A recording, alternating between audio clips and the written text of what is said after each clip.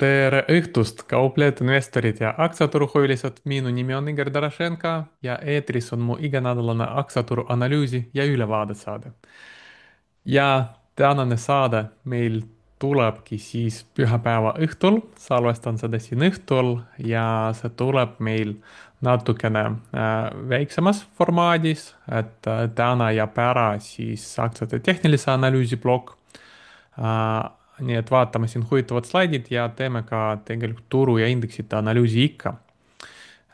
Ja põhjuseks ongi see, et homme esmaspäeval siis tuleb see viimane koolitus see aasta, mis me teeme koostöös Äripäevaga, aktsiakauplemise meistriklass koolitus. Nii et esmaspäev, teisipäev, kolmapäev jagan oma teadmised kauplemise kohta. Nii, aga vaatame, mis meil tänases saades siis tuleb, et räägime jällegi halvenevast tööturust, et meil on see viimastes saadetes olnud tihti teemaks. Vaatame, mis tarbijate meeleoluga juhtub, see on ka siis halveneb. Siis siin hiljuti rääkisime Hindenburg Omenist ja tegelikult siin on huvitav jada neist juba tekkinud, nii et järjekordne selline nagu hoiatussignaal aktsiaturu jaoks, siis siin just tuli viimane uuendus Berkshire Hathaway või siis Buffetti portfelli kohta ja üldse siis põhimõtteliselt need vormid, mis hedgefondid peavad väärtpaberikomisjonile esitama, need nüüd tulid kolmanda kvartali kohta, nii et tänases, kui me vaatame siis ka kvartaaltulemused, täna tulevad Monday.com, Circle, On Holding ja Applied Materials, et vaatame ka nende puhul, mis gurud tegid. Ja siis ilmselt järgnevates saadetes vaatame üldse üle, et mis sealt huvitavat tuli, kas mingid aktsiad paistavad välja, mida gurud või hedgefondid siis hakkasid nagu rohkem ostma. Ja veel üheks suureks teemaks meil täna tuleb ai firmade probleemid või tehisintellekti firmade probleemid. Et eelmine nädal hakkas rohkem muresid selle kohta tekkima. nii et vaatame siin mitu huvitavat slaidi selle kohta. nii, veel enne kui alustame, teadaanne neile, kes on liitunud mu tasulise kanaliga siinsamas Youtube'is, et sellega saab liituda siin vajutades nupule join või liitu selle video all. et see on siis tasuline kanal, kus me teeme siis striimid 2 korda nädalas. see nädal siis teisipäev ja neljapäev, mõlemal päeval kell 8, et siis kui turg on avatud, vaatame koos turuseisu, mis turul toimub ja siis jagan ka enda kauplemispositsioonid ja siis muidugi vastan ka seal otse-eetris küsimustele, vaatame ka investeerimisideed üle, nii et kui tahate rohkem siis jälgida minu tegevust, minu analüüsi nädala sees, suhelda minuga ja siis on olemas selline võimalus läbi selle tasulise Youtube'i kanali ja muidugi, kui liitute selle kanaliga, siis saate ligipääsu ka Discordi kanalile, mis meil on ka loodud, kus saab siis igapäevaselt suhelda ja seal ma ka mõni info juba varem jagan enne, kui põhimõtteliselt see jõuab saadesse, mõni info üldse ei jõua saadesse tegelikult, et näiteks eelmine nädal ma seal jagasin ühte huvitavat uut investeerimisideed, mis on tekkimas, nii et võib-olla mingi hetk siin saades ma ka seda jälgin, aga need põhimõtteliselt, kes on liitunud tasulise kanaliga, juba sellest teavad ja võivad seda jälgida. Ja kui te kaalute, siis tegelikult mul on mõned striimid tehtud ka avalikuks, et võite need järgi vaadata ja siis enam-vähem aru saada, mis meil seal striimides toimub.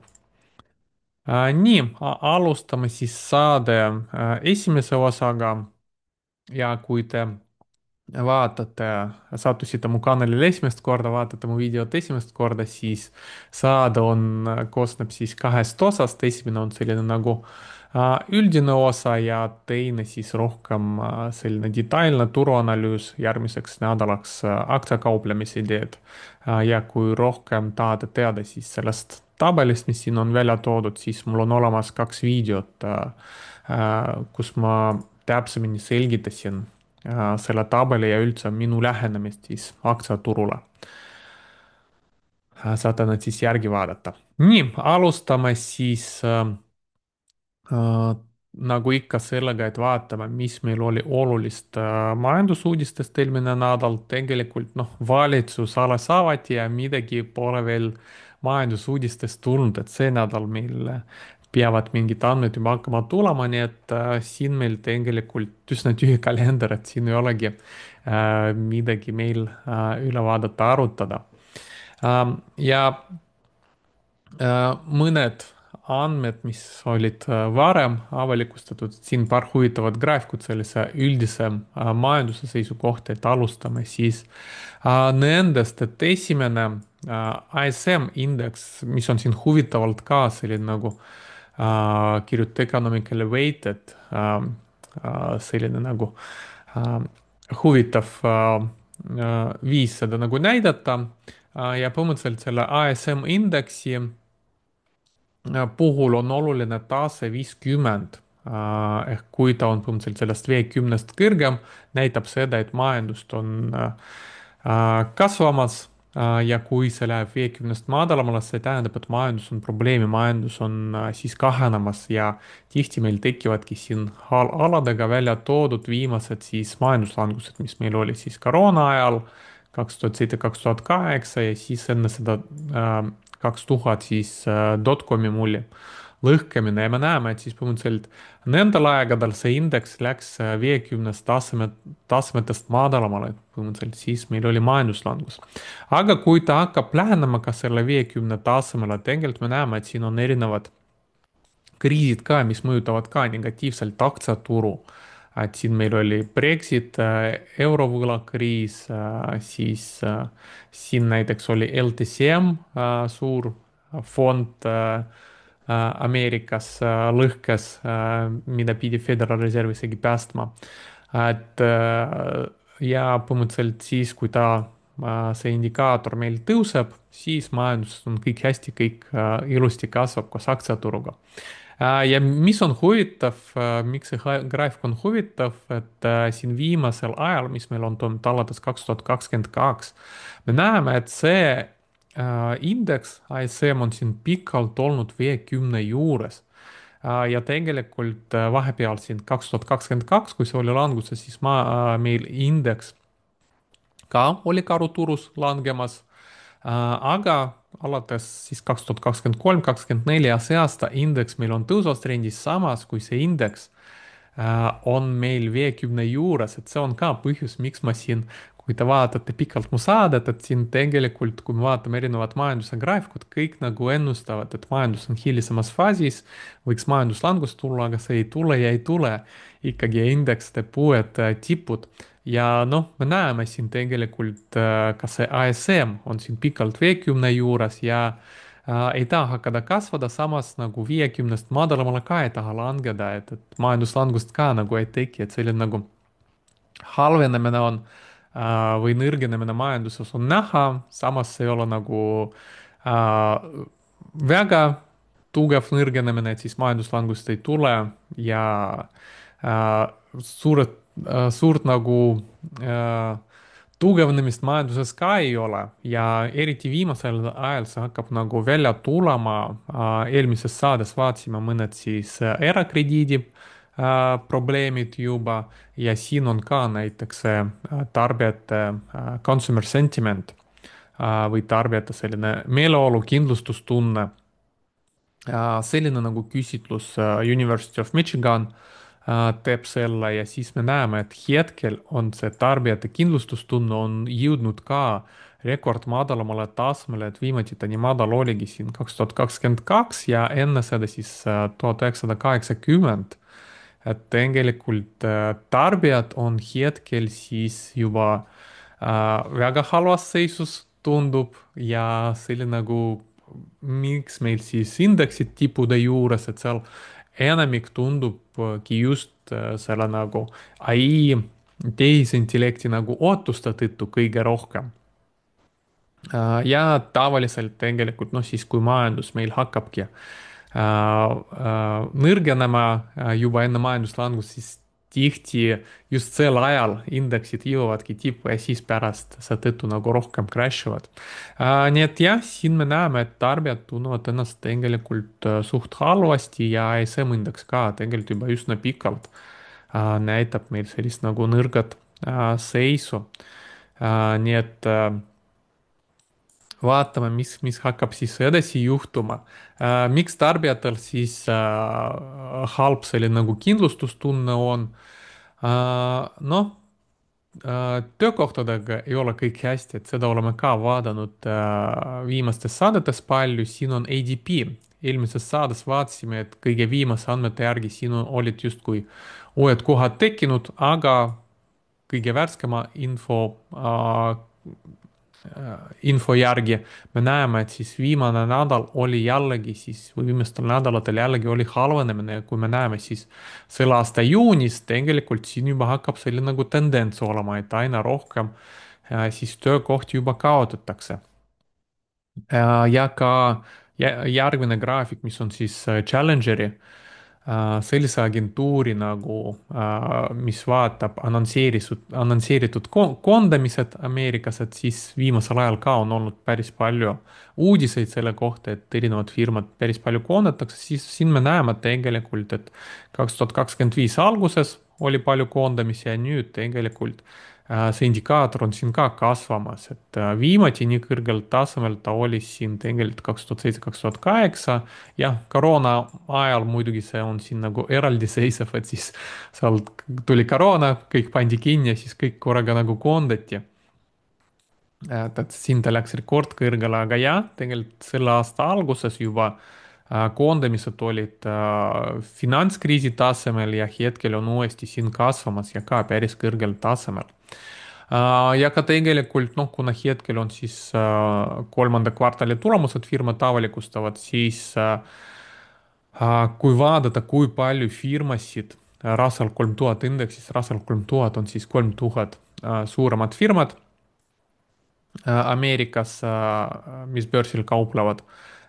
Ja põhimõtteliselt vaadatakse palju neist oma tulemuste kõnedes, siis meenutab või räägib siis ka koondamistest, siis me näeme, et see on ka olnud alates 2024 tõusvas trendis, et aina rohkem räägitakse koondamisest ja siis viimases kvartalis see on ka jõudnud siin üsna kõrgele tasemele, et viimati siin oligi ka 2022, siis koroona ajal ja põhimõtteliselt siin on alates 2010, et siis ka selline ülemaailmne finantskriis oli. Et umbes samale tasemel hakkab tõusma. Nii et jah, pole ime, et siis tarbijate kindlustustunne on halvenemas, kuna töökohtadega hakkab tekkima probleem, siin oli ka Ameerika valitsus kinni, et ka raha ei jagatud, et siis see hakkab juba tarbijat mõjutama. Ja noh, tegelikult kui me räägime siis tehisintellekti ootused, et seal kõik kasvab, seal on suured nagu kulutused, aga siis teiselt poolt tekib küsimus, et kes hakkab seda kõik maksma, et lõppkokkuvõttes see ongi tarbija, kes peaks seda tehisintellekti tarbima või tehisintellekti poolt loodud mingid teenused tarbima, kui tarbijale, lõpptarbijale ei olegi raha kulutada või ta on nagu, ei taha seda kulutada, siis põhimõtteliselt, kuidas need kapeksid ära tasuvad. See on põhimõtteliselt ka huvitav selline nagu küsimus, mille kohta võib nagu mõelda. Ja lähme edasi. Järgmine graafik näitab meil Hindenburg Omenit, et oleme sellest ka siin hiljuti rääkinud, see on selline nagu, no võib öelda nagu tehniline signaal, mis turul toimub, mis turul tekib, et siis seal erinevad tehnilised indikaatorid korraga annavad kui nad korraga annavad mingit negatiivset siis signaali, siis lõpuks tekib ka niinimetatud nagu Hindenburg Omen signaal. Ja mis on huvitav, et meil just eelmine nädal tekkis juba viies see signaal järjest. Ja põhimõtteliselt siin pikaajalisel graafikul alates 1970 on näha, et millal tegelikult see ei juhtu väga tihti selline nagu müügisignaal ja kui see tekib, siis me näeme, et siin on näiteks oli 2000 teekmulli lõpus, siis tuli selline nagu teekmulli lõhkemine, siis tegelikult enne seda ülemaailmse finantskriisi siin 2 korda järjest oli ja siin 2018, 19, 20 enne koroonat see ka tekkis. Ja tegelikult noh, kui vaadata statistikat alates 70-ndatest, me näeme, et tegelikult neid kordasid ei olnud väga palju ja peale seda, kui see on tekkinud, siis lühiajalises perspektiivis siin 1 kuni 3 päeva tegelikult positiivsete päevade arv indeksitel oli suht madalad siin 30% tasemel umbes. Ühe nädala pärast see ka on olnud kõigest 43% ja langused on siin olnud palju suuremad, kui tõusud olid, siis nad on siin vähem kui 1% tavaliselt, aga langused siin 2018 oli isegi -8% lausa. Ja natukene pikemaajalisemalt, näiteks 1 kuu pärast peale seda signaali, siis siin on ka tõenäosus, et turg tõuseb, on suht madal, 36% ainult ja ka, kui vaatame, mis need langused on olnud, siis 2020 see on olnud üldse -18% ja üldiselt nad on nagu natukene suuremad kui tõusud. Ja kui vaadata siin natukene zoomida sisse seda viimast ajat, millal see oli, Hindenburg Omenit 5 korda, siis tegelikult me näeme, et viimane kord see oli just enne seda koroona kukkumist, et siis tuli päris suur kukkumine enne seda, siis me näeme siin 2018, siin oli ka päris järg selline langus 2019 ja siin 2019 veel kord, siin oli natukene väiksem langus, aga ikkagi langus, nii et see on suht selline nagu juba ohtlik hoiatus selle signaali poolt ja see on just meil siin nagu tekkinud ilmselt suurt sellist nagu rallit lühiajalises perspektiivis vähemalt siin oodata ei ole ja lähikuu perspektiivis ilmselt me võime näha mingisugust langust aktsiaturul. Nii, lähme edasi. Järgmine meil on siis Warren Buffetti portfelli uuendus, 3. kvartali uuendus. Nüüd see info sai siin avalikuks, vormid said esitatud ja mis huvitav muutus on toimunud Warren Buffetti portfellis. Et noh, kõigepealt tema suurem aktsiapositsioon Apple ta jätkuvalt vähendas seda positsiooni, et siin peaaegu 42 miljonit aktsiat müüs kogusummas siis 3,2 miljardit, et selle võrra siis vähendas oma osalust. Kus ta veel vähendas osalust Bank of America, Davita, Verisign, Constellation Brands, Newcore ja Charter Communication. Et kõikidest nendest ettevõtetest ta vähendas osalust ja võib-olla üllatuseks paljudele tuli see, et siin tekkis uus positsioon Alphabetis või siis Google'i emafirmas 4,3 miljardi eest siis 3. kvartalis. Ta on ostnud Google'i, et noh, Google on võrreldes teiste Magnificent Seven aktsiatega võib-olla ei ole nii kallis. Google'il on olemas selline nagu tütarfirma nagu Waymo, mis pakub iseseisvat taksot põhimõtteliselt ilma siis autojuhita. Ja tegelikult Californias nad juba täitsa ärina nagu toimivad, inimesed juba seal tellivad taksot ilma taksojuhita ja me näeme, et tegelikult septembris nende sõitude arv juba jõudis, siin on tuhandetes need numbrid, ehk siis siin on 1 miljon sõidu oli tehtud ja see on olnud siin alates 2023 tegelikult tõusvas trendis. Nii et see on ka üks selline nagu huvitav valdkond, kust Google kiiresti või üks Google'i äri nagu kasvab ja võib-olla on mingi tulevikus väga hea selline nagu tuluallikas. Noh, kindlasti see ei olnud ainuke asi, miks Warren Buffett või siis tema fond ostis Alphabeti. Aga jah, see on siin huvitav selline äriliin, mida võiks välja tuua. Kus kohas veel siis positsioonid olid suurendatud siin Coca-Colas ja Chevronis, kindlustajas Chubb siis Sirius Holding siis oli ka suurendatud, Domino's Pizza, Lennar, nendes oli suurendatud ja muud positsioonid, mis siin saab siis üle vaadata seda listi, et muud positsioonid jäid tal alles, et ei vähendanud ega suurendanud, nii et selline huvitav uuendus ja jah, nagu ma mainisin, et siis hakkame järgmistes saadetes vaatama, mida teised tuntud hedge fondi juhid, nagu neid nimetatakse, gurud, mis nemad tegid ja võib-olla siis leiame mõned huvitavad aktsiad, mida gurud näiteks või palju gurud korraga on kolmandas kvartalis ostnud.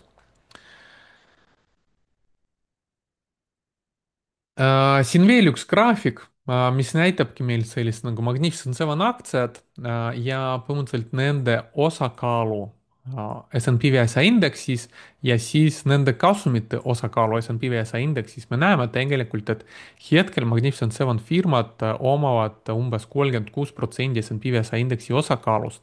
samas nende kasum moodustab ainult 27%. Ehk põhimõtteliselt siis võrreldes oma kasumitega nad on siin võib öelda veits ülehinnatud.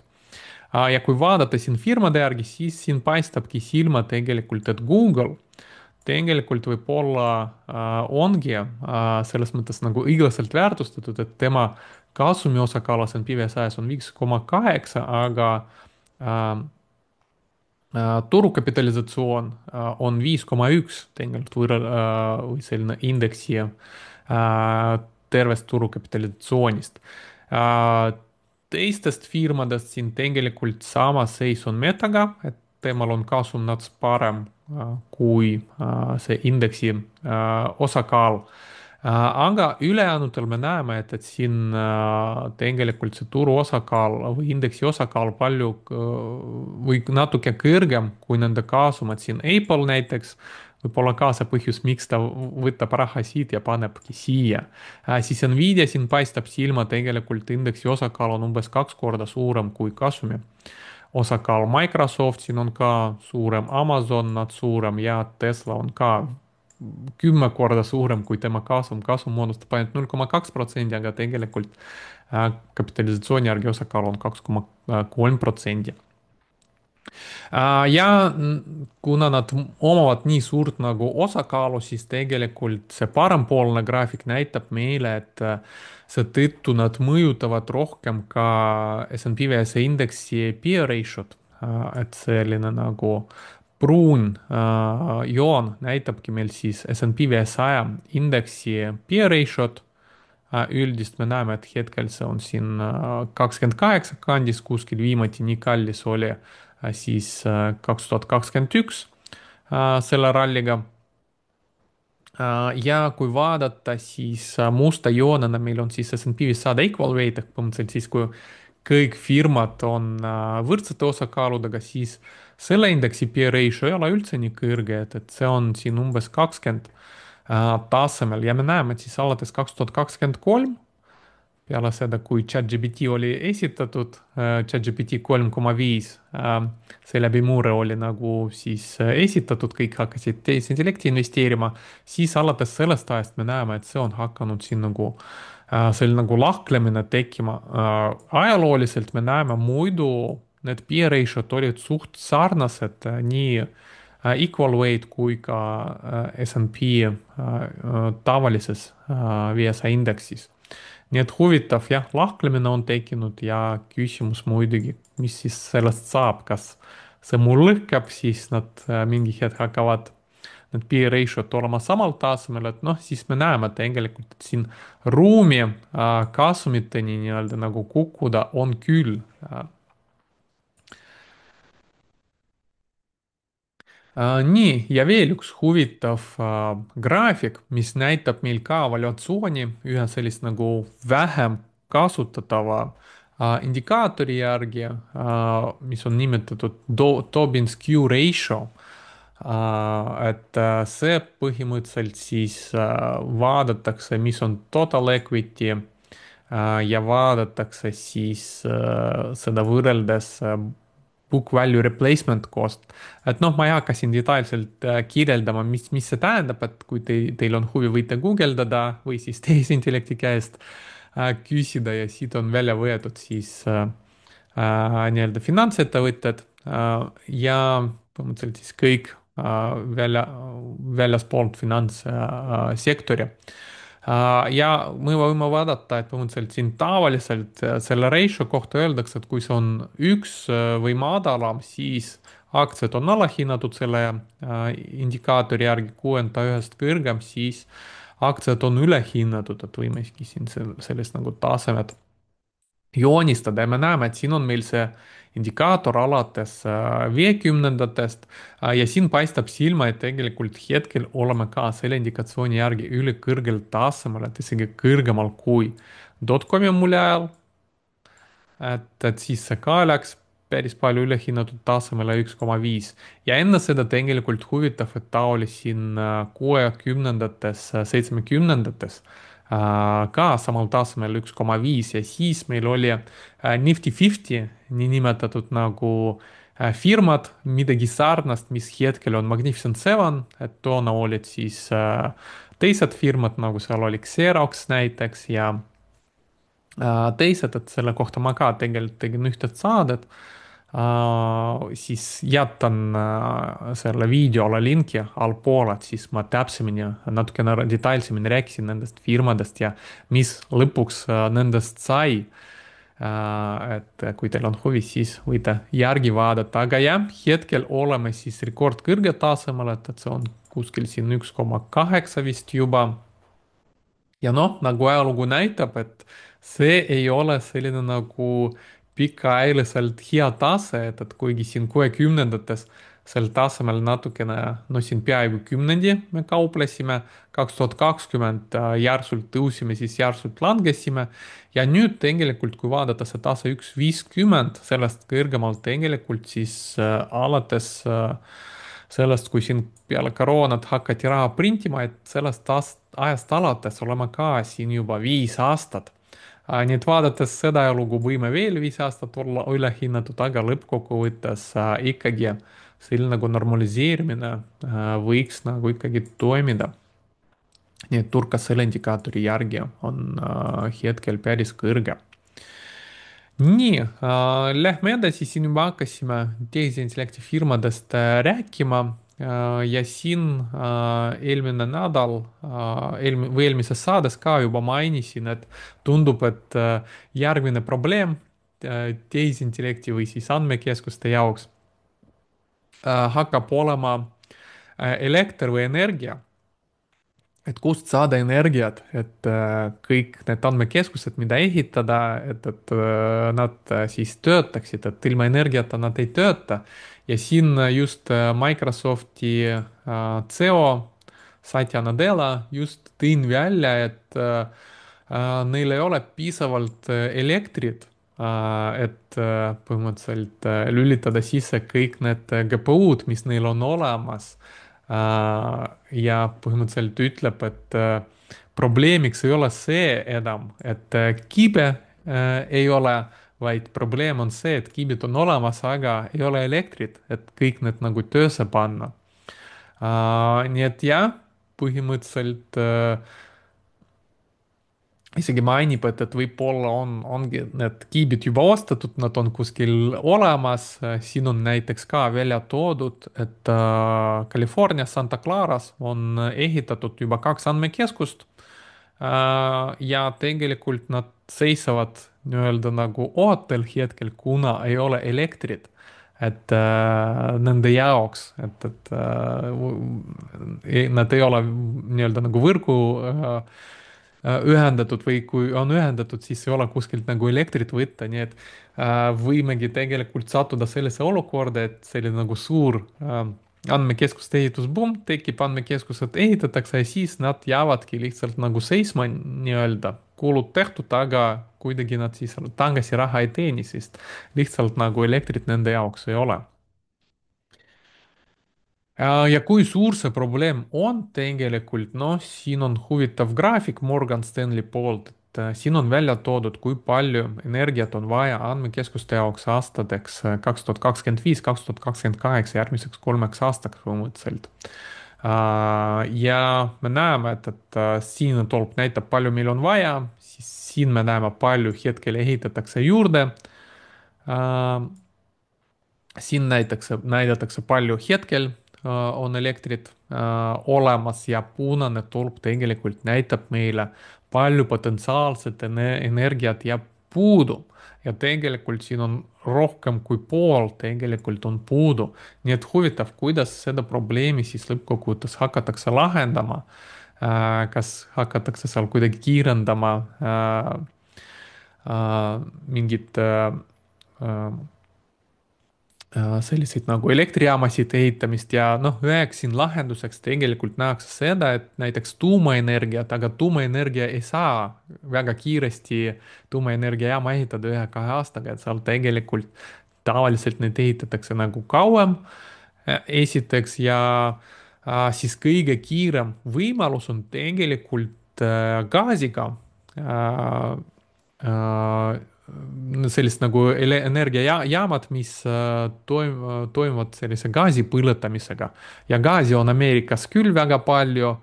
Nad seda ekspordivad ka, tahavad rohkem eksportida ja tegelikult saavad seda väga palju kasutada ka oma siis andmekeskuste toitmiseks nii-öelda.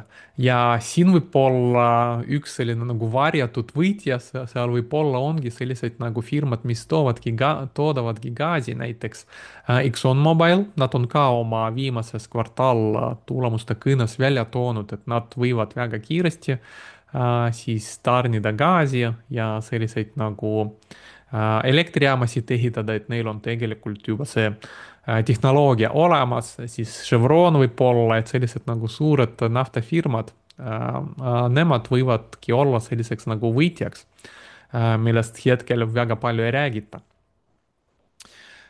Ja teine probleem on muidugi siis üldse nagu finantseerimine, andmekeskuste ehitamise finantseerimine, siin on ka JP Morgani poolt üks selline nagu graafik, mis näitab meile, palju siis hetkel kõik annonsseeritud andmekeskused, palju siis on vaja raha, et kõik see nagu üles ehitada, sealhulgas ka need energiat, andmekeskus pluss energiat, et 5,3 triljoni on vaja ja millega see kõik nagu finantseeritakse, noh, me näeme, et siin nagu need hyperscalerite kõige rohkem nagu cash flow, aga sellest on ainult 1,5 triljonit, siis muidugi kohe räägime ka sellest, et võlaturg, et nad hakkavad ka võlgu võtma, hakkavad võlakirjad väljastama, et siin veel 1,5 triljonit, siis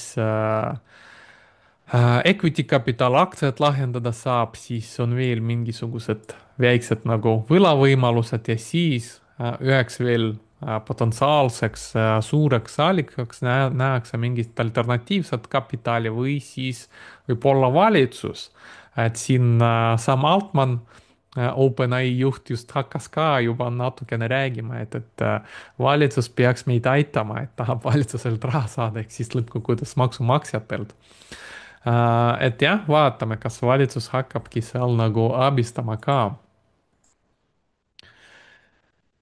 Nii, ja lähme edasi, järgmine huvitav slaid, et siin Michael Burry, see tuntud Big Short, tõi välja siin päris huvitava sellise nagu tabeli, kus ta mainis, et nüüd need hyperskaalerid hakkasid natukene juba oma kasumlikkust manipuleerima või noh, me ei tea, kas nad spetsiaalselt seda teevad või ongi niimoodi, põhimõtteliselt point on selles, et näiteks kui me vaatame siin aastat 2020, siis need CapEx, mis nad tegid, noh, ostavad mingid kiibid, andmekeskused teevad siis see ristvara, eluiga on olnud siin tavaliselt näiteks Metal, Google'il ja Microsoftil on olnud 3 aastat, Amazonil natukene suurem 4 aastat ja Oracle'il kõige suurem 5 aastat. ehk põhimõtteliselt üle selle aja nad amortiseerisid oma need investeeringud, mis nad tegid nii-öelda andmekeskuste ristvarasse. Ja selle nagu suurte CapEx-ite kasvuga, mis on siin viimastel aastatel olnud, me näeme, mis nad hakkasid tegema, nad hakkasid selle riistvara eluiga nagu suurendama, et hetkel näiteks Metal 3 aastast see on kasvanud juba 5,5 ja 5,5 aastani. Google'il põhimõtteliselt kahekordistus 3 aastast 6-ni.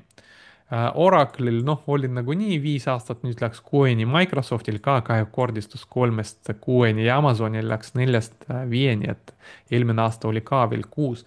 ehk põhimõtteliselt sellega nad suurendavad nii-öelda ostetud kiibide eluiga nii-öelda, et kauem neid amortiseerivad, vähem põhimõtteliselt. See amortisatsioon tähendab seda, et need kulud, mis nad teevad, nad ei võta siis kõik kuludesse nii-öelda, vaid hakkavad osade kaupa võtma ja siis nagu pikemalt. Et noh, muidugi kui nüüd teiselt poolt kohe öeldi, et võib-olla need Nvidia kiibid ongi sellised nagu nii võimsad, et neid võibki nagu kauem kasutada, ei ole vaja asendada, siis see on teiselt poolt probleem Nvidia jaoks. Tähendab, et kui Nvidialt nüüd kiibid ostetud, siis tegelikult järgmised kiibid ei hakata ostma 3 aasta pärast, vaid 6 aasta pärast, mis tähendab seda, et mõni aeg siis see nõudlus Nvidia kiibide jaoks vajub, mis võiks mõjutada siis negatiivselt Nvidia aktsiat näiteks. Äh, ja põhimõtteliselt huvitav graafik meil siin nagu üleval näitab seda, et kuidas selline nagu amortisatsiooni pikendamine mõjutab siis tegelikult kasumit või kasumimarginaale. Et siin me näeme, et mis on siis marginaalid koos selle amortisatsiooniga ja mis on marginaalid ilma selleta ja me näeme, et tegelikult hetkel profit margin või kasumimarginaal on kuskil 25% juures, samas kui mitte kasutada seda pikka amortisatsiooni, siis tegelikult see on siin kõigest siin 10-12%. et selline nagu suur gap on hetkel nagu tekkinud. nii et jah, huvitav, kirjutage ka kommentaarides, kui te teate, et millest see on millest see nagu tuleneb, kas need hyperskaalerid tahavad lihtsalt suuremat kasumit näidata, seetõttu natukene suuremaks teevad seda riistvara nagu eluiga või see ongi reaalselt, neid kiibed kasutatakse rohkem ja kauem ja siis tegelikult see on suurem probleem näiteks nende kiibide valmistajatele. Ja CapEx on siis nagu sellest olema ka rääkinud, et see on päris suureks juba kasvanud ja hetkel siis me näeme, et siis suurematel tehisintellekti firmadel, tehisintellektiga seotud firmadel see CapEx juba võtab 3/4 ehk 75% nende vabast rahavoost. et tegelikult siis väga palju raha läheb just sinna CapExisse nüüd. Ja lisaks CapExile tegelikult firmad mitte ainult ise ehitavad andmekeskused, nad tegelikult ka juba liisivad teistel firmadel, näiteks CoreWave'ilt, Nebius Groupilt. Ja siin on näha tegelikult, et siin on ka välja toodud need Amazon, Google, Meta, Microsoft ja Oracle, et neil alates 2021 näiteks Microsoft on päris palju selliseid nagu liisimiskokkulepet teinud CoreWave'iga, sellesama Nebiusega ja teiste firmadega, et põhimõtteliselt teised firmad ehitavad andmekeskust ja liisivad nendele firmadele, et põhimõtteliselt lisaks CapExile neil kasvab siis selline nagu kohustus äh, maksta ka liisitud andmekeskuste eest, et siin on Oracle'il, see on võimsalt kasvanud, Microsoftil, Metal me näeme, siis Google'il viimasel kvartalil ka.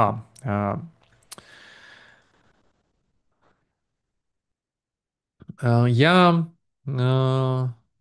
põhimõtteliselt see hakkab juba negatiivselt mõjutama nende firmade aktsiaid, mitte ka aktsiaid, vaid tegelikult ka võlakirjad, et siin on näide Oracle'i aktsiagraafik, et põhimõtteliselt Oracle'i aktsia, kui ta viimati raporteeris kvartaaltulemust ja ütles, et nad teevad siis suured kapeksid ja ütlesid, et aastaks 2030 siis selle tõttu teenivad suurt raha, selle tõttu, et aktsia hind siin tegi suure käpi, aga sellest ajast alates tegelikult aktsia hakkas siin suure languse tegema ja noh, kauplejatele pakkus muidugi head sellist nagu shortimisvõimalust, ma siin ka kes jälgib mu tasulised striimid siin Youtube'is, et ma mainisin, kuidas mul on sealt lühike positsioon, mis sai siin võetud, siis põhimõtteliselt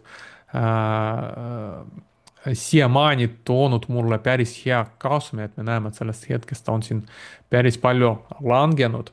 ja põhimõtteliselt jah, me näeme, et siis aktsiad hakkavad olema surve all. Oracle'i CDS ehk siis kindlustus Oracle'i võla tõttu 5-aastane on siin järsult hakanud tõusma, et seda oleme ka eelmises saates siin vaadanud. Ja siin on huvitav, et noh, välja toodud lisaks ka selline nagu üldine spread.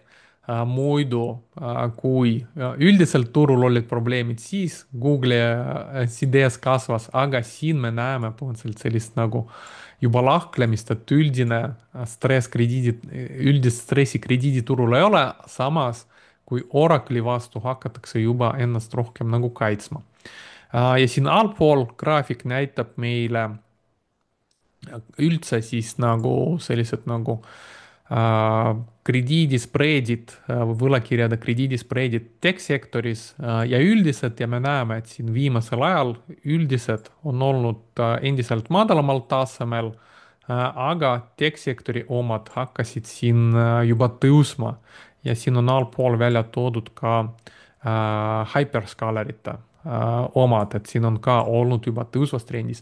et hakatakse juba rohkem muretsema, et okei, te siin palju kapexi teete, palju võlga võtate, kas see võlg kõik nagu tasub ära, et hakatakse juba selle eest nagu rohkem küsima suurema protsenti nende võlakirjade eest ja nagu Oracle'i puhul näeme ka hakatakse rohkem sellist nagu kindlustust selle võla vastu hakkab ka nagu tõusma.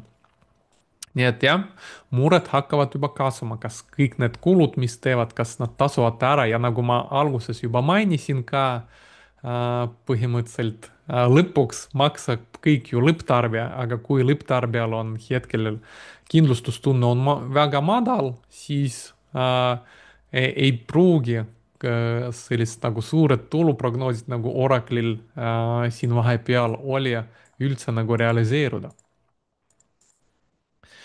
Nii, lähme edasi.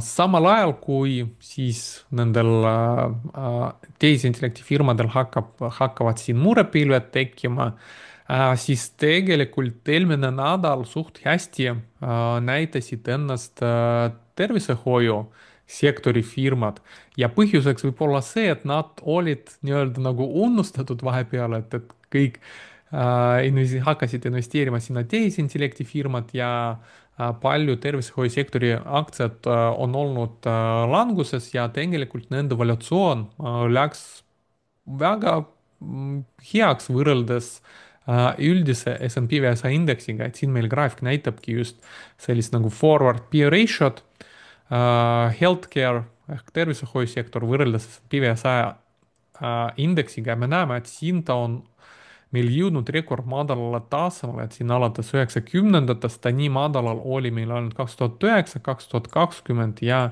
nüüd, nii et põhimõtteliselt tavaliselt sellest tasemest on hakanud nagu tõusma. mis see tähendab, et noh, kas S&P 500 indeks peaks hakkama palju kukkuma samal ajal, kui tervishoiu sektori aktsiad jäävad samal tasemel või nad hakkavad ka tõusma ja S&P 500 jääb samal tasemel või natukene ka langeb. et seda ilmselt me oleme juba hakkasime nägema eelmine nädal, samal ajal kui turg tervikuna hakkas meil nädala teisel pool just langema, siis mõned firmad, millest ma olen ka siin saades rääkinud, näiteks Merck, mis ma tõin välja ühe kauplemisidee,, et siin eelmine nädal hakkas tugevasti rallima. Vertex, mis ma tõin välja eelmine nädal nagu võimalik lühikese müümise idee, tegelikult tegi kõrgema põhja, hakkas ka tõusma ja Eli Lilly, mille kvartaaltulemust me oleme ka siin üle vaadanud, et peale kvartaaltulemust siin üldse teinud päris suure ralli. Nii et võib-olla hakkabki tekkima see rotatsioon, et raha hakkab välja voolama nüüd ülehinnatud tehisintellekti aktsiatest ja üldse sellistest nagu tech aktsiatest ja erinevatest haipi aktsiatest ja rohkem juba voolama rohkem allahinnatud tervishoiu sektori aktsiatesse. Nii, nüüd hakkame vaatama mõned kvartaaltulemused, mis meil eelmine nädal oli ja enne veel vaatame siin väiksed kokkuvõtted selle kolmanda kvartali kvartaaltulemuste kohta, et siin meil on juba 81% firmadest, S&P 500 firmadest raporteerinud ja senikaua on seal suht hästi läinud. Operatsioonilise kasumi aktsia kohta kasv on siin kiirenemas võrreldes eelmise kvartaliga ja on juba jõudnud 24%-ni, mis on nagu üsna hea tase, me näeme siin ajalooliselt. Põhimõtteliselt kasumid kasumaktsia kohta on kasvamas. Ja väga palju see on tänu sellele, et tegelikult operatsiooniline kasumimarginaal on kasvanud. Me näeme, et siin on viimasel ajal põhimõtteliselt kasvumarginaal on olnud tõusvas trendis ja viimati nii kõrgel tasemel ta oli meil ka siis peale koroona 2021. Et siis firmad tõstavad oma efektiivsust või pikendavad oma CapExi eluiga, amortisatsiooni, nagu me nägime varem, ja tänu sellele põhimõtteliselt neil siis kasumimarginaal hakkab tõusma see ajalooline keskmine 9,1, et sellest oleme hetkel siis tublisti kõrgemal tasemel. nii et kolmanda kvartali tulemused tundub olevat hetkel veel okei. Ja vaatamegi siin mõned huvitavad kvartaaltulemused, mis meil eelmine nädal oli, et esimene, mis me vaatame, on selline firma nagu Monday.com, ticker MNDY.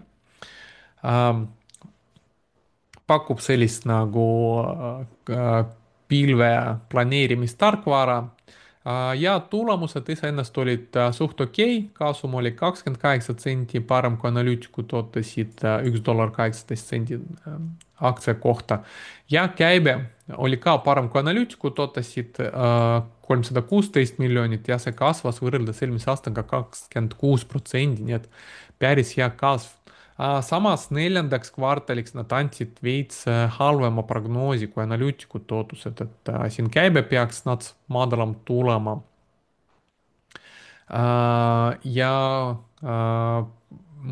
aga terveks aastaks üldiselt andsid ikkagi sama prognoosi nagu analüütikud ootavad, nii et selline nagu natukene negatiivne, samas terveks aastaks suht hea prognoos ja aktsia hind ilmselt tänu sellele vähendatud neljanda kvartali prognoosi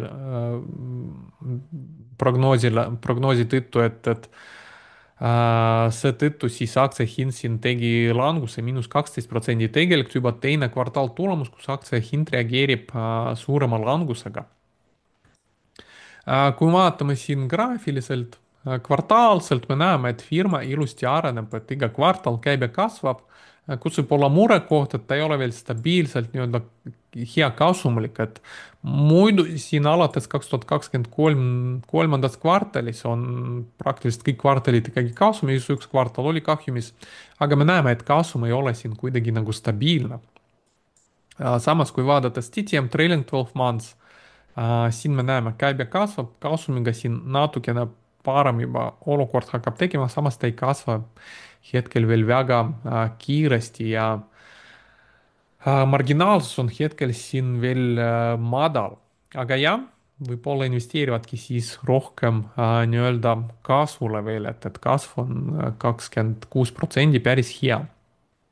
Valuatsioon, noh, miks aktsia hind niimoodi nagu suure langusega reageerib, siis kui natukene halvem prognoosi antakse, sest valuatsioon on siin üsna kõrge, P ratio on 131 peaaegu. muidugi see peaks prognooside järgi kiiresti paranema, forward P ratio on siin juba oodatav 33. Ja Guru Fox evaluatsiooni järgi see on tegelikult, me näeme siin üsna alahinnatud, aga kuna ta on palju alahinnatud ja hetkel P ratio on üsna kõrge, et siin kirjutatakse ka possible value trap, et võimalik evaluatsiooni lõks, et kui need prognoosid ei realiseeru, siis tegelikult ta võibki olla üsna kallis. Nii et siin sõltub tegelikult, ma võib-olla ei kiirustaks seda aktsiat, seda langust nagu välja ostma, aga siin peakski jälgima järgmised kvartalid ja kas seal hakkab parem kasum tulema, kas need prognoosid hakkavadki realiseeruma. Muidu bilansi poolest, et firmal probleemi ei ole, me näeme, kuna nad on kasumlik, siis tegelikult neil bilansil kasum kasvab, nad ei pea palju aktsiaid lahjendama, võlga on suht vähe ja võib-olla siis mingi hetk, kui kasumlikkus hakkab parandama, siis neil on raha, mida kulutada kas dividendideks või aktsiate tagasiostudeks, et saavad siis aktsia hinna toetada. Noh, selline kasvav firma, mida tasub jälgida, aga kohe ma võib-olla ei kiirustaks seda langust ostma. Samas, kui vaadata, mis siin gurud tegid kolmandas kvartalis, kuna me saime nüüd värsked andmed, et siin, kui me vaatame viimast 10 aastat või alates 2021, millal see firma tuli börsile, tegelikult siin suured ostud nad tegid peale seda langust, mis oli aktsia hinnas 2022, et siin olid suuremad ostud. Siis, kui aktsia hind siin leidis põhja, hakkas taastuma 2024, 2025 olid ostud ja tegelikult kolmandas kvartalis selle aktsia hinna langusega ka hakkasid rohkem ostma, et kui siin vaadata viimast 3 aastat, tegelikult viimase 3 aasta jooksul kõige suuremas mahus fondijuhid on olnud ostmas seda aktsiat, et võib-olla siis selle aktsia hinna langusega ostsid juba veel juurde, aga seda saame teada alles järgmine aasta, kui neljanda kvartali vormid hakkavad tulema. Samas institutsionaalsed investorid ka, tegelikult me näeme, et siin aktsia hind on olnud languses, samas institutsionaalsed investorid ei olnud siin oma osalust vähendanud, et vastupidi, isegi natukene suurendasid. Nii et nemad ilmselt siis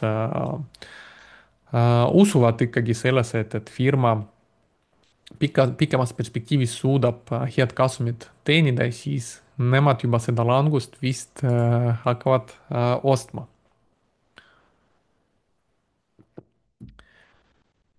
Järgmine kvartal tulemus, mis me vaatame, on Circle Internet Group, see firma, mis on põhimõtteliselt väljastab stablecoin'e, USDC nimelist stablecoin'i. Ja siin kvartaaltulemus pealt näha oli ka hea, et kasum tuli parem, kui analüütikud ootasid. 64 senti aktsia kohta, see oli 42 senti isegi parem kui analüütikud ootused. käibe väga kiiresti kasvas peaaegu 66% võrreldes eelmise aastaga ja ka ületas analüütikute ootusi. Tules peaaegu 140 miljonit ja analüütikute ootus oli 706 miljonit. Aktsia hind samas reageeris siin langusega –12% ja üldse on olnud siin alates augustist, mil langustrendis, et ta muidu tegi IPO alles siin meil juunis või mais. Peale IPO-d oli suur haip, suur tõus, aga nüüd tundub, et selline nagu normaliseerimine on toimumas. Kui vaadata kvartaalselt tulemused, siin me näeme, et käibe ilusti kasvab, samas kasumiga siin on midagi huvitavat, et justkui kasum oli, samas eelmine kvartal oli suur kahjum, kui vaadata rahavood ehk põhimõtteliselt siis operatsioonilist ja free cash flow'i, siis eelmine kvartal oli päris hea free cash flow, operatsiooniline cash flow, aga samas oli net income negatiivne ehk ilmselt oli midagi ümberhinnatud allapoole, samas see kvartal cash flow oli negatiivne, aga tuli kasum, et midagi võib-olla oli siin üleliigselt ümberhinnatud allapoole, siis sai üles hinnatud, samas operatsiooniliselt ei teeninud enam raha. Nii et huvitav, kuidas seda nagu tulemust nüüd hinnata. Vaadates TTM trailing 12 months, siin põhimõtteliselt me näeme ka käibe kasvab, samas kaks viimast kvartalit on siin kahjumis. Ja firma siin kaks viimast kvartalit ka lahjendanud aktsiad ehk põhimõtteliselt siis müüvad turusse ka aktsiad juurde, see võib-olla siis survestab seda hinda rohkem. Gurufox evaluatsiooni mudelit siin veel ei ole, et selle jaoks ei ole siin piisavalt andmeid, kuna ta on värske firma siin. Aga siin forward P ratio on olemas Guru Focuselt, et see on hetkel siin 59 kandis, mis võib olla natuke kõrge, et see võib olla ka põhjus, miks aktsia hind on siin langemas. Nii et sinna ma ka ei kiirustaks investeerimas. Esiteks tehniliselt siin on hetkel langus toimumas, et võib-olla peale sellist nagu IPO haipi aktsia hind peab siin põhja leidma, teiselt poolt tahaks näha veel mõned kvartaaltulemused, rohkem aru saada, et mis seal nagu toimib ja kas tema suudab siis jätkusuutlikult kasumit teenida. Järgmine kvartaal tulemus, see on päris huvitav. Sellelt firmalt nagu On Holding, mis toodab sellised spordirõivad ja spordialatid. Spordialatid on siis enamik nende ärist hetkel. Ticker on ja see on Šveitsi firma, siin on tulemused Šveitsi frankides. Ja me näeme, et kasum ja käibe tulid parem kui analüütikud ootasid, et kasum tuli siis 43, 0,43, see oli 0,17 parem kui analüütikud ootus. Käibe kasvas 25% võrreldes eelmise aastaga ja jõudnud juba 94 miljonini Šveitsi frankini või 794 miljonini, olles parem kui analüütikud ootused ja tõstsid prognoosi terveks aastaks ka, et põhimõtteliselt näevad tegelikult aastase käibekasvu 34%. Ja neil on päris head marginaalid ka, EBITDA marginaalt ootavad 18%, gross margin rohkem kui 60%. Ja kui siin vaadata kvartaalselt, me näeme, et iga kvartal nagu mingi pilveteenust pakkuv ettevõte, et müüb tossud iga kvartal aina rohkem ja rohkem. Käibe kasvab, ta on juba muutunud kasumlikuks tegelikult, siin mõned üksikud kvartalid, eelmine kvartal oli nad väike kahjum, aga see kvartal oli juba päris hea kasum neil. Aktsia hind reageeris siin päris hea tõusuga 18%, et ilmselt peale seda viimast kvartalit, kui oli väike kahjum, ta on siin olnud nats langustrendis, see Deckersi tulemus halb ka natukene mõjutas siin viimasel ajal seda aktsiat, ta on olnud siin seetõttu languses, aga kui raporteeris oma tulemused, siis põhimõtteliselt ilmselt siin turuosalised nägid, et Deckersil on probleemid, mis võib-olla ei laene On Holdingsule. Vaadates TTM, siin on väga ilus pilt, et põhimõtteliselt väga ilus käibekasv, kasumlikkus päris hea olemas, tegelikult viimased 5 aastat käibekasv on 57%, viimased 3 aastat natukene aeglustus 50%. Võrreldes eelmise aastaga käibe kasvas 39%, kasum aktsia kohta 80%. Nii et siin on päris hea kasv sel firmal on olemas. P-ratio hetkel 53 ja see peaks väga kiiresti tänu kiire kasvule paranema, tulevane on juba 25. Ja ka Gurufox evaluatsiooni järgi hetkel on holdingi aktsia on tegelikult veidi alahinnatud, nagu me siin näeme. Nii et see võib olla päris hea selline investeerimisidee tegelikult nüüd olla, et aktsia hind on olnud siin languses, samas kui me näeme, finantsnäitajad paranevad. Kui te vaatate ümberringi, mina näiteks märkan aina rohkem inimesi, kes on kandmas need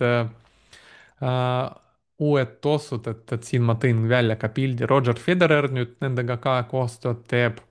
Ja see on nende siis see logo, et vaadake ka ümberringi, et hakkate märkama, et aina rohkem selliseid nagu jalanõud on nagu tekkimas, et siis tundub, et see on üsna populaarne, see on selline nagu premium bränd ja ütlesid isegi, et ei hakka mingeid Black Friday alahindlusi pakkuma, et ikkagi müüvad täishinnaga oma toodet, et ilmselt nõudlus on päris hea nende järgi.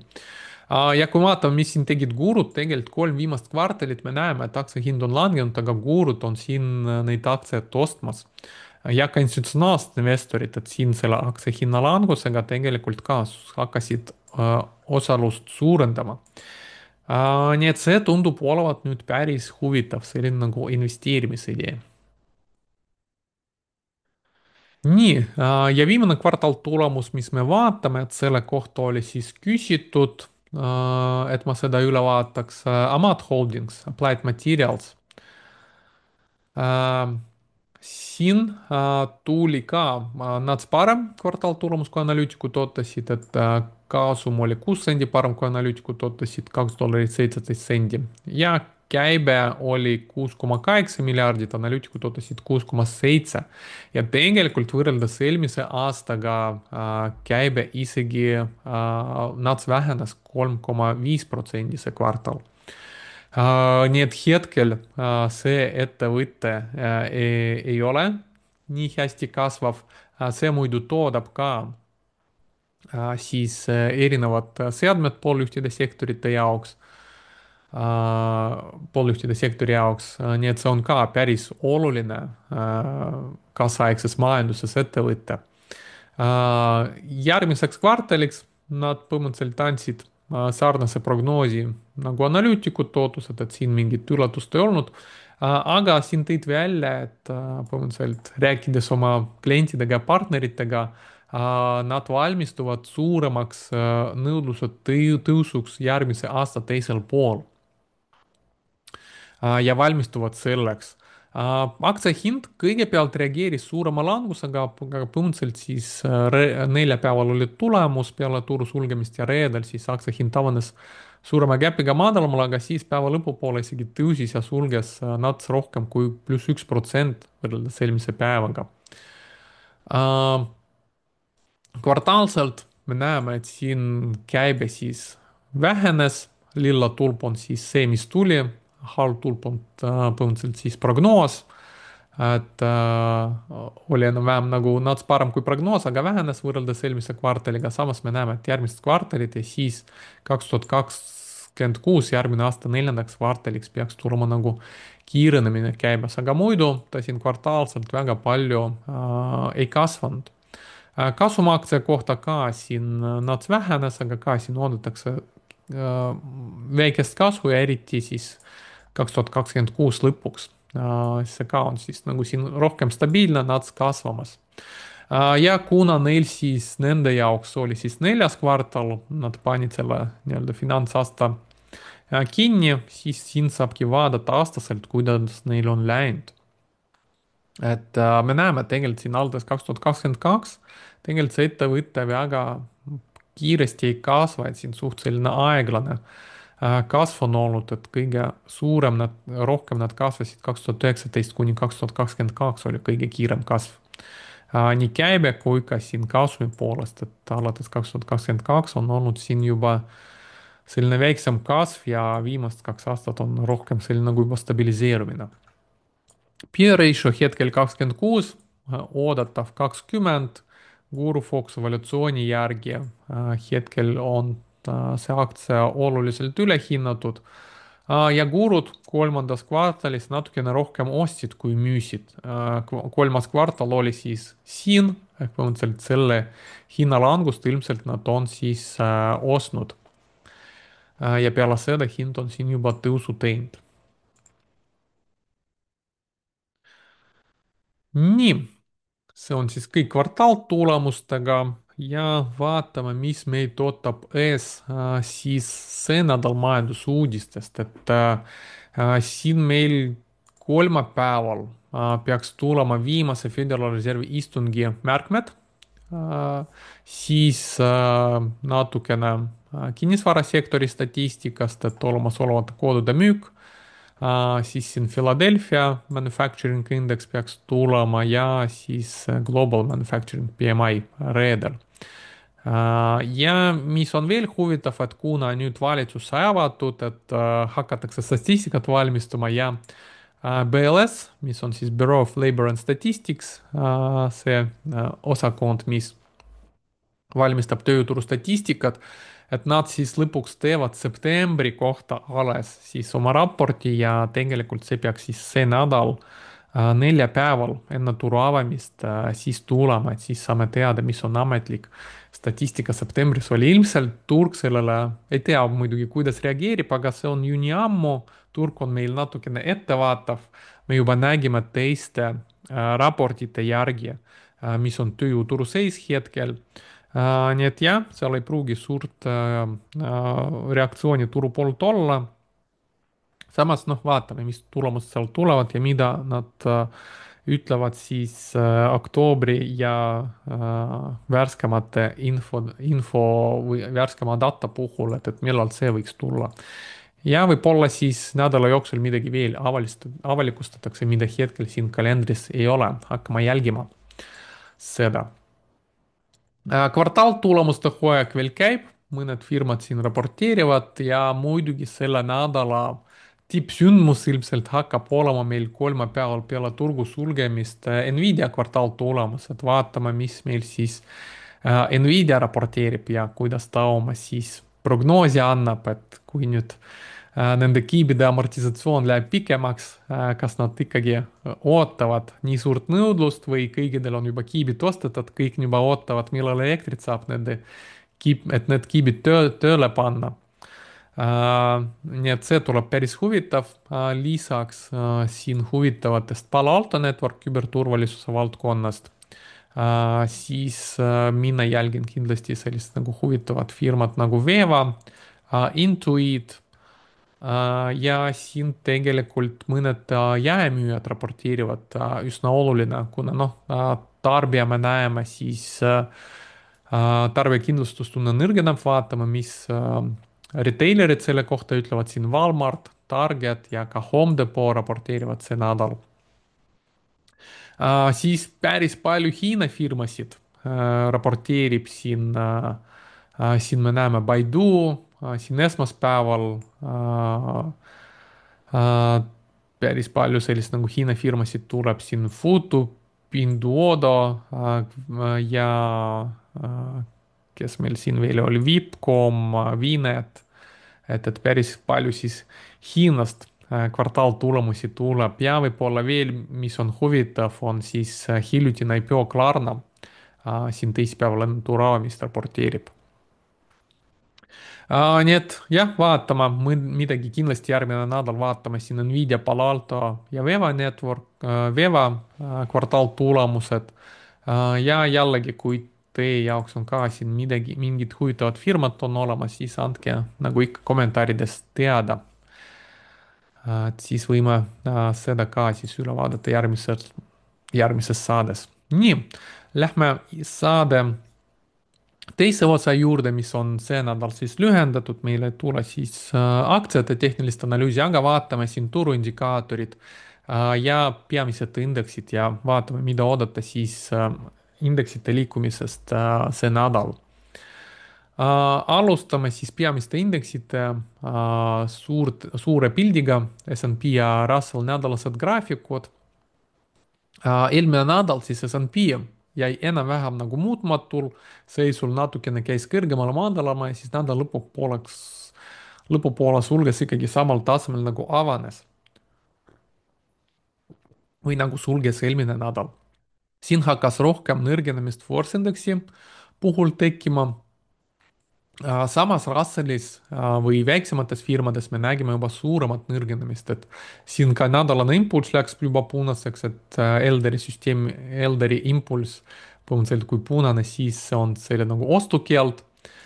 see indeks langes meil -1,7% ja siin ka Force Index läks miinusesse, et põhimõtteliselt rohkem survet juba väiksefirmade aktsiates on näha ja noh, muidugi see on ka selline nagu üks murepilvedest, sest kui turul hakkab tekkima korrektsioon, siis kõige kiiremini loobutakse sellistest nagu riskantsematest väiksemate firmade aktsiatest ja sellist nagu suuremad likviidsemad aktsiad, need hakatakse müüma viimasena. nii et selline võib-olla ettevaatav indikaator Russelli poolt. Mis me päevasel graafikul näeme, et siin on nüüd juba tekkinud selline nagu negatiivne tehniline patern, et eelmise nädala ralli, mis tekkis meil esmaspäeval peale seda, kui oli tulnud uudis, et valitsus avatakse. Indeksin üritas rallida veel nädala esimesel pool, aga nädala lõpupoole me siis nägime suuremat langust ja tekkis meil siis tegelikult siin esimene madalam tipp, esimene märk, et trend turul hakkab pöörama ja impulss läks neljapäeval reedel ka punaseks.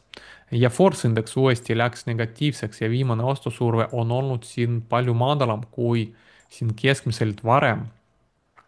Nii et siin S&P poolt hakkas juba selline nagu negatiivne tehniline patern arenema. Russelli indeksis oli veel negatiivsem käitumine, et ta ei saanud siin isegi libisevast keskmist palju kõrgemale, siin ka tekkis madalam tipp, see on juba teine tegelikult ja indeksin kukkus isegi 22 ja 50 päevast libisevast keskmist madalam. Ja Force indeksi poolt juba eelmine nädal mainisin, et siin Force indeks juba näitab sellist müügisurvet alates oktoobrist ja põhimõtteliselt nüüd jõudsime ka uue põhjani, uus madalam tase, mis isegi oktoobris ei olnud siin saavutatud. nii et siin me näeme ka sellist nagu suurenevat müügisurvet.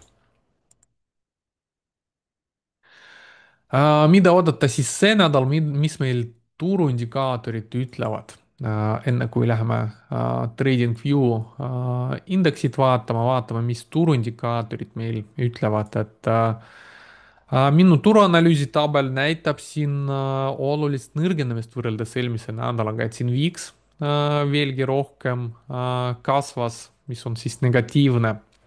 Nädala sees käis veel natuke kõrgemale tasemele, sulges 19,83.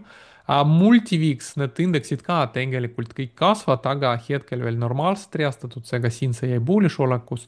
aga rämpsvõlakirjad läksid neutral bearish olekusse, et põhimõtteliselt ka seal impulss läks punaseks nendel rämpsvõlakirjade ETF-idel ja libisev keskmine hakkas juba langema ja trend muutus siis nagu bearish'eks. New high, new low endiselt bearish olekus, kuigi meil ka nädala alguses selle esmaspäevase gap'iga tekkis new high, new low poolt spike bounce signaal, siis see kiiresti põhimõtteliselt neutraliseerus ja nädala lõpupoole me nägime järjekordselt nagu new high, new low indeksi halvenemist, seda me ka kohe vaatame. Industry Group mul tegelikult värsket andmed selle kohta veel ei ole, et ma siin eeldasin, et ta tuleb bearish, et vaadates, kuidas nädal lõppes, et see on suht tõenäoline, siis tegelikult siin ta on juba üsna pikalt meil bearish olekus, mis on ka selline nagu negatiivne näitaja sellise nagu keskpika trendi jaoks. Ja bullish on jäänud siin ainult siis S&P pikaajaline graafik ja multivix ja seetõttu rohkem juba sellist nagu punast on tekkimas, samas mitte kõik on siin veel punane, kollane, seega ma panin nagu selline bearish neutral kommentaari selleks nädalaks. ehk oodata on rohkem ka veel sellist nagu nõrgenemist. vaatame siin mõned indikaatorid veel. Ja rämpsvõlakirjad, et põhimõtteliselt siis eelmise nädala alguses hakkasid nad tõusma, aga nädala lõpupoole hakkasid uuesti langema, toetades siis seda langust S&P indeksis ja tegelikult meil on siin gap endiselt on olemas, mida S&P edasise langusega võiks proovida sulgeda. see nädal siis jälgime, mis hakkab juhtuma rämpsvõlakirjadega edasi nädala lõpupoole, nad siin reedel siis enam ei langenud. kui nad siin jäävad seisma, hakkavad tõesti tõusma, siis see võiks olla positiivne märk, et siis indeks võib olla proovida uuesti taastuda. samas kui rämpsvõlakirjad hakkavad uuesti langema, siin gap meil hakkab suurenema ja siis on oodata suuremat langust või edasist langust S&P 500 indeksi poolt. VIX volatiilsus, siin me näeme, et nädala neljapäeval, reedel nädala teisel pool hakkas VIX tõusma, samas reedel S&P hakkas põrkama ja VIX hakkas siin veits langema ja tegelikult andis meil siin ostusignaali, et ta läks Bollinger Bandist kõrgemale ja sulges sellest tasemest madalamale. et napilt läks Bollinger Bandist madalamale. nii et vaatame, mis siis hakkab see nädal sama, põhimõtteliselt kui me see nädal hakkame ikkagi madalamale minema, siis see ostusignaal jääb siin nagu jõusse ja siis me võimegi saada järjekordset buy the dip olukorda, et siis indeksid võivad proovida rallida, samas kui siin kiiresti ta hakkab uuesti tõusma, läheb uuesti Bollinger Bandist kõrgemale, siis on oodata indeksite langust. Bullish percent indeks. Siin pealtnäha nädalasel graafikul oli justkui nats positiivne areng, et natukene ta hakkas tõusma, samas natukene pikaajalisemat pilti vaadates ta on ikkagi siin langustrendis ja vaadates päevast graafikut, nädala alguses hakkas tõusma, toetades seda indeksi rallit, aga nädala lõpupoole hakkas uuesti siis langema, et siis see nädal vaatame, mis siis saab, kas läheb uuesti madalamale, teeb järjekordselt madalamat põhja, see oleks siis väga negatiivne turu jaoks, aga kui ta suudab siit hakata põhja leidma, hakkab pöörama, hakkab uuesti tõusma ja nädalane siis sellega hakkab tõusma, et siis turg võib leida järjekordse põhja ja hakata taastuma. põhimõtteliselt hakkan sellise pilguga need indikaatorid jälgima.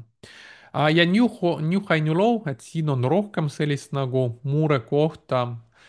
Meil on turukapitalisatsiooniga kaalutletud, et nädala alguses natukene tipud meil siin kasvasid isegi 20 triljonist tasemest kõrgemale, aga siis kiiresti hakkasid langema ja põhjad uuesti tõusma ja põhjad siin tegid võrreldes eelmise põhjaga, mis meil siin oli, et siin me näeme juba suuremat New Low turukapitalisatsiooniga kaalutletud tõusu.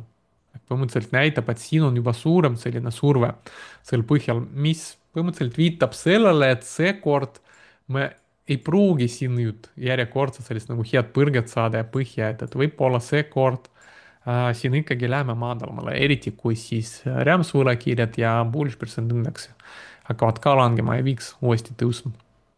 Ja tükiliselt vaadatuna siin ka me näeme, et siin 500-st kõrgemale uuesti põhjad läksid, uuesti 1000-st isegi kõrgemale, et päris palju aktsiaid teevad ikkagi ühe uued põhjad. Tipud natukene siin tõusid, aga ka sellest tasemest madalamale ka, et siin selline ka divergents tekkimas, et väga palju aktsiaid selle ralliga, mis siin nädala alguses oli, ei rallinud kaasa. Ja nüüd nädala lõpupoole see ka nüüd langes uuesti sinna 200 tasemele.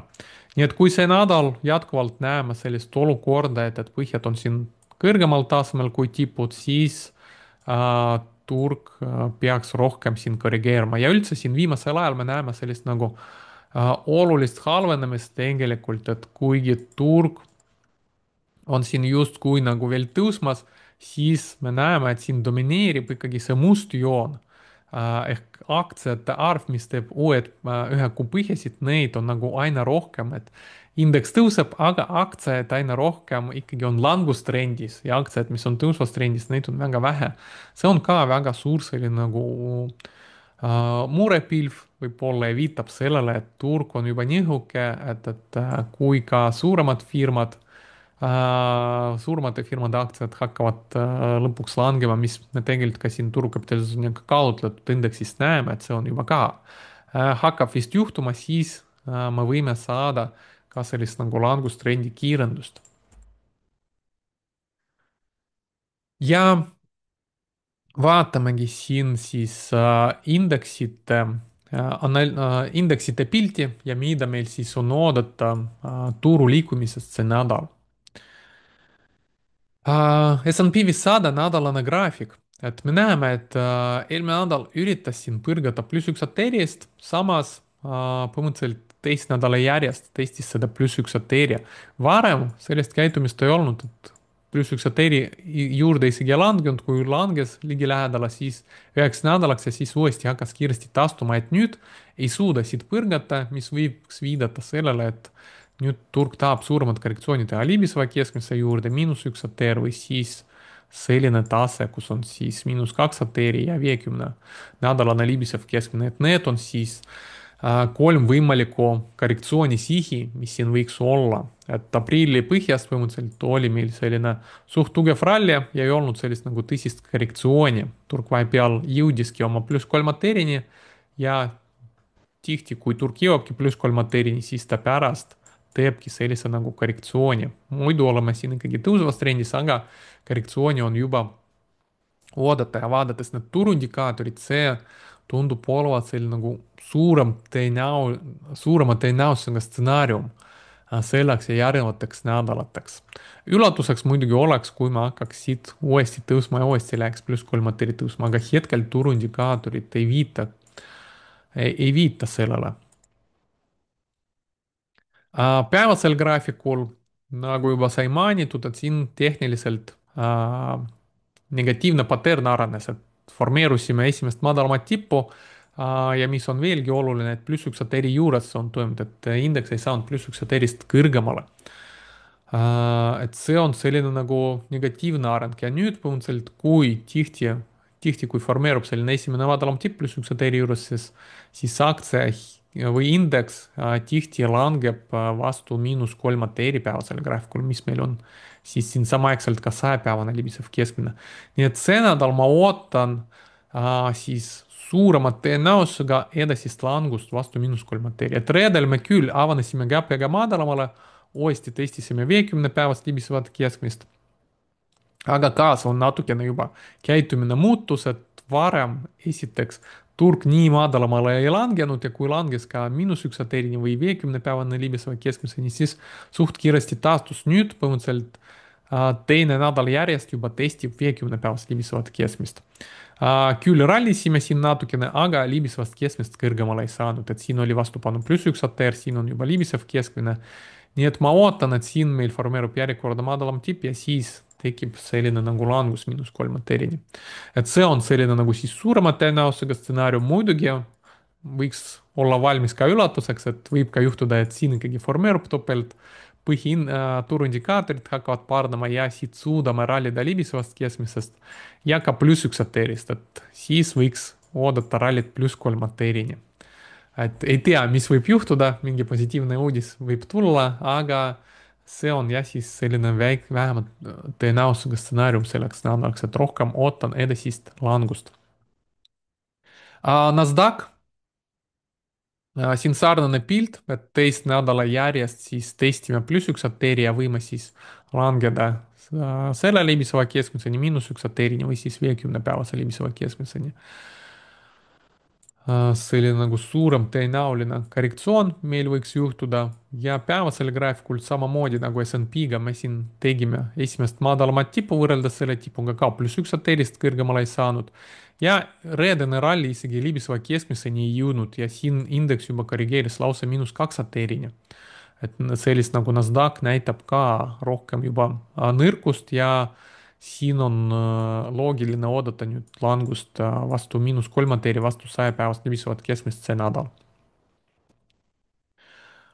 ja üllatus muidugi oleks, kui me siit ikkagi rajame libisevast keskmist kõrgemale ja kinnitus edasisele tõusule tuleb alles siis, kui läheme +1 ATR-ist kõrgemale. Dow Jonesil oli natukene tugevam käitumine, samas siin formeerus ka üsna karune patern, et me näeme nädalasel graafikul tekkis selline nagu saba, et üritas siin +2 ATR-ist kõrgemale liikuda ja siis lõpuks tekkis selline saba. nüüd on näha sellist vastupanutsooni, nii et siin on oodata nüüd korrektsiooni libiseva keskmise juurde. ja päevasel graafikul, et eelmine nädal isegi alguses Dow Jonesil näitas suuremat tugevust, et siin formeerus kõrgem põhi ja peaaegu vastu +3 ATR-i rallis, et oli teistest indeksitest tugevam, aga siis neljapäeval hakkas kiiresti langema ja tegelikult reedel, kui teised indeksid rohkem nii-öelda nagu rallisid päeva sees, põrkasid, siis Dow siin juba hakkas nõrkust näitama, et põhimõtteliselt siin me praktiliselt seda rallit ei näe, et jäi seisma siin libiseva keskmise juures. Jah, vaatame, kui ta hakkab siin põrkama, kas siin ka formeerub nüüd madalam tipp +1 ATR-i juures või kohe läheb libisevast keskmist madalamale ja proovib siis ka vastu -3 ATR-i rallida või kukkuda. et sellist kaks surma tõenäosusega stsenaarium, väike põrge ja siis -3 ATR või siis siit otse vastu -3 ATR-i. ja üllatus oleks, kui siin järjekordne kõrgem põhi formeerub ja +1 ATR-ist saab kõrgemale ja uuesti läheb vastu +3 ATR-i. Ja kõige nõrgem ja